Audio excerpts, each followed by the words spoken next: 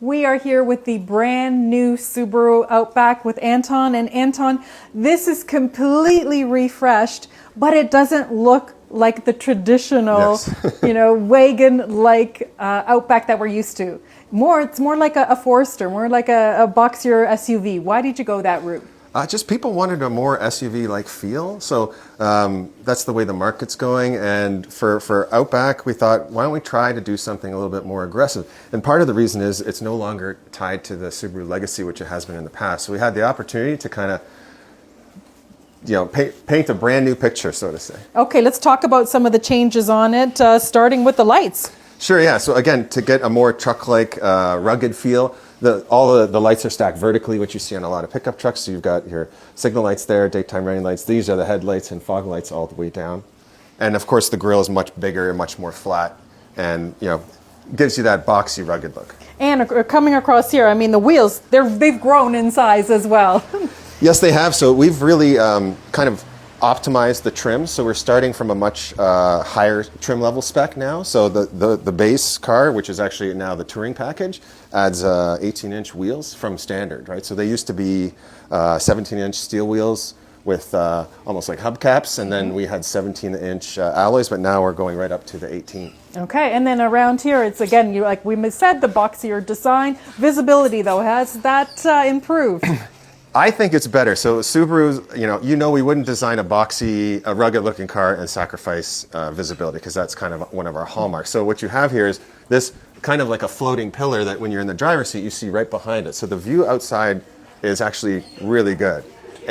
Go ahead. Yeah. I can attest to that. And also, I mean, this is the vehicle we drove today is a turbo engine, and it did very well in the rain here in Arizona.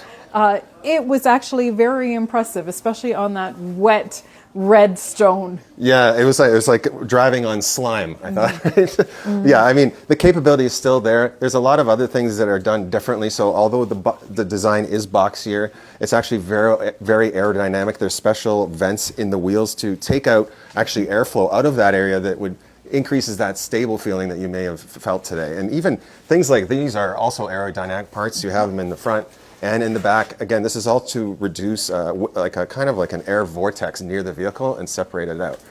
And even the front of this portion here, which is the roof rack, again, has been very aerodynamically designed. And no more crossbars on this as well. No, there's no more crossbars, because we heard people wanted to do more exciting things, with their Outback. So these are now almost double in terms of what they can hold. So 363 kilograms is almost double of the previous Outback. So what does that mean? That means easily a rooftop tent. And we joked about putting 2 NFL linebackers in that tent, and they totally fine up there. And if you want to relax with a hammock, for example, you can, this is about 100 kilogram load capacity. Wow. So you can tie your hammock right up there to a tree and just relax before you go into your tent. I love it. And you have all these cool little Easter eggs around here as well. I want to point out here.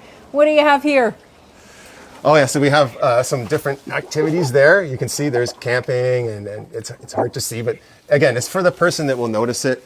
Underneath the hood also, we have a Boxer engine kind of outline, and it says Boxer engine in Japanese, which is also different because this Outback is now made in Japan. Right. We don't get anything from the U.S. It's all coming in from Japan. That's right. That's right. Thanks, Anton. Thank you.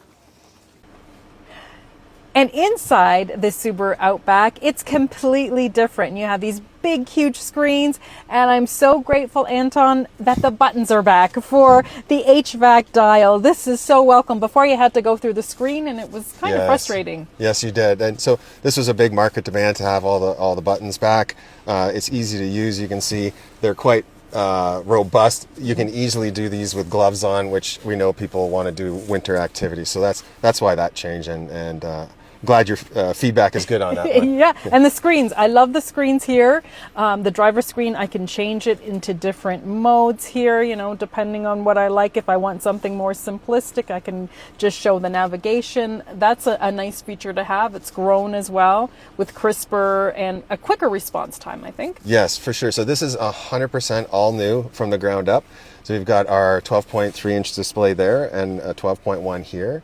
And it's all designed to make it as simple as possible to use. So it kind of is the theme along with the buttons. There's a faster operating system that we've made in the background, so everything works quicker. And again, you can move different apps around and change the screen kind of how you like it. But you can tell it's much more crisp and quicker than our previous gen.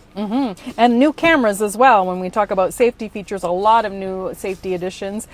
Here's a one camera view, but there are other camera views that you can... Yes, you could just press this view button down here, and you can see you can toggle. That's almost as if you make your vehicle disappear, so you can see what's on either side of you, how close you are to the curb, how close you are to the roadside.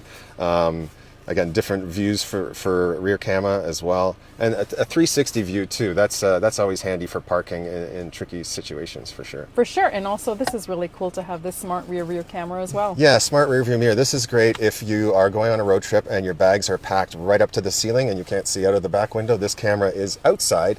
It's also able to get defrosted and cleaned, so you always have a clear view of what's going on behind you, even if your cargo area is full. And that makes sense. It's a nice feature to have, especially on the safety front. Yeah, for sure. Thanks, Anton. Okay.